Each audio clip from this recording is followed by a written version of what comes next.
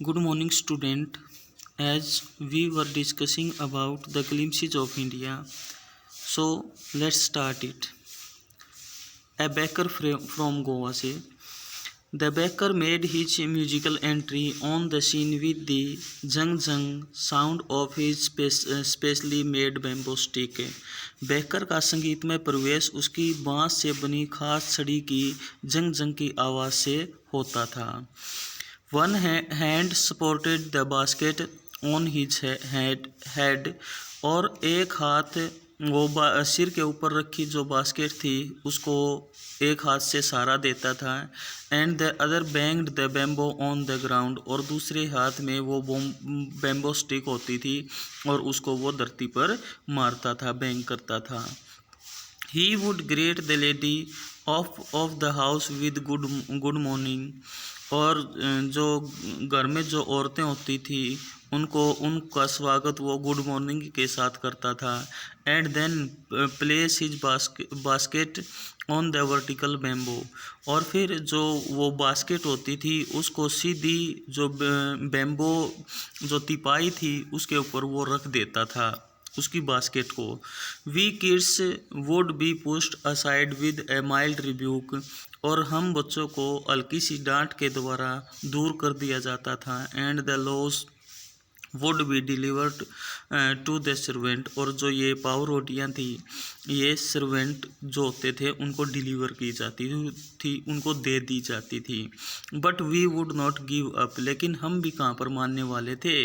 We would climb a bench हम किसी bench पर चढ़ जाते और द पैरापेट या किसी मुंडेर पर बैठ जाते. And peep into the basket somehow और किसी तरीके से भी हम बास्केट में झांक कर देखते. How can still recall the typical fragrance of those loss और आज भी मुझे वो लोस की जो खास सुगंध थी आज भी मैं उसको याद कर सकता हूँ. लॉस फॉर द एल्डर्स और जो लॉस थे वो बड़े बूढ़ों के लिए वो लॉस लेकर आता था, पाव रोटियाँ लेकर आता था.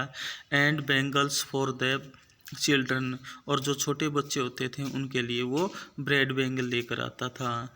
Then we did not even care to brush our teeth और तब हमें हमारे दांतों को साफ करने की भी कोई परवाह नहीं थी. और वाश आवर माउथ प्रॉपरली और हमें भी इस चीज़ की परवाह नहीं थी कि आखिर हमने मुंह को अच्छी तरह से धोया है या नहीं. एंड वाई शुड वी और हमें ऐसा करने की ज़रूरत भी क्यों थी.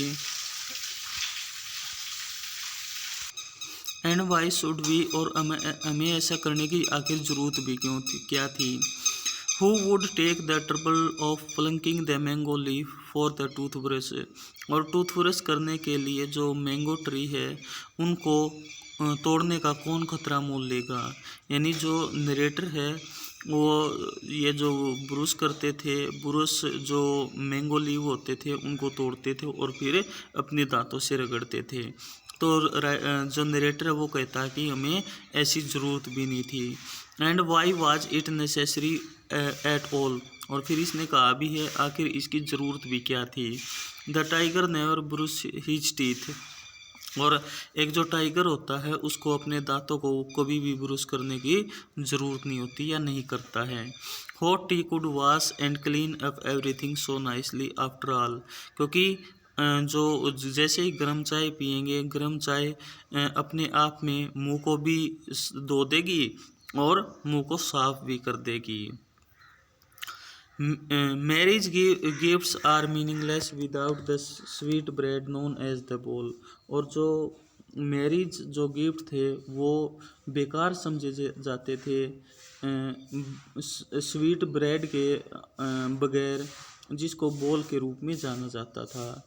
जस्ट एज ए पार्टी चाहे कोई पार्टी हो या ए फीस्ट हो, फीस्ट मीन्स कोई भी भोज हो, losses it's charm without bread तो यदि वहाँ पर ब्रेड नहीं रखी जाती थी तो उसका जो चार्म था, चमक थी वो खो ही जाती थी. Not enough can be said to show how important a baker can be for a village तो ये कह सकते हैं कि जो एक बेकर है, ये सब कुछ दर्शाता है कि एक बेकर का गांव में कितना महत्वपूर्ण रोल था। The lady of the house must prepare sandwiches on the occasion of her daughter's engagement.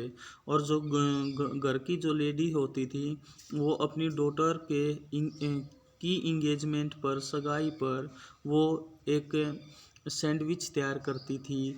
Cakes and बोलिनहास are a must for Christmas. और जो वो केक्स हैं और जो बोलिनहास एक प्रकार की जो बेकिंग है, वो क्रिसमस के अवसर पर महत्वपूर्ण मानी जाती थी।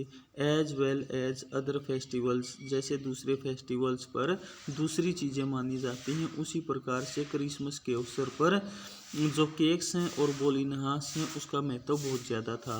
Thus the presence of the baker's furnace in the village is absolutely essential। इस प्रकार से गांव में एक बेकर की जो भट्ठी की जो उपस्थिति होती थी, वो गांव में बहुत ही ज़्यादा ज़रूरी थी। The baker and bread seller of those days had a peculiar dress known as the kabbai। इस पैरे में जो नरेटर है, वो इनके पहनावे की बात करता है कि जो एक बेकर होता था, वो किस प्रकार से उसका रहन सहन कैसा था, कैसे कपड़े पहनता था। तो देखते हैं इसमें क्या बताया गया है। द बेकर और bread seller of those days, कि उन दिनों के जो बेकर होते थे और ब्रेड सेलर होते थे, एक पेकुलियर मीन्स स्पेशल, एक विशेष प्रकार की ड्रेस पहनते थे जिसको कबाई के रूप में जाना जाता था।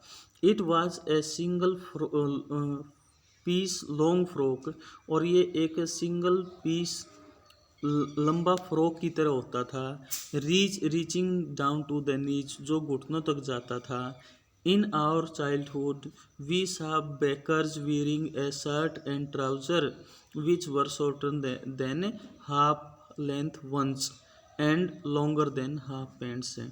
कि हमारे बचपन के दिनों में हमें बेकर्स को पहने हुए देखा है ए शर्ट और एक ट्राउज़र, विच वर, और जो ट्राउज़र थी वो शॉर्टर देन हाफ लेंथ, यानी जो हाफ पैंट होती है उस फुल लेंथ जो पैंट होती है उससे थोड़ी सी छोटी होती थी, और जो हाफ पैंट होती थी वो थोड़ी सी उससे लंबी होती थी।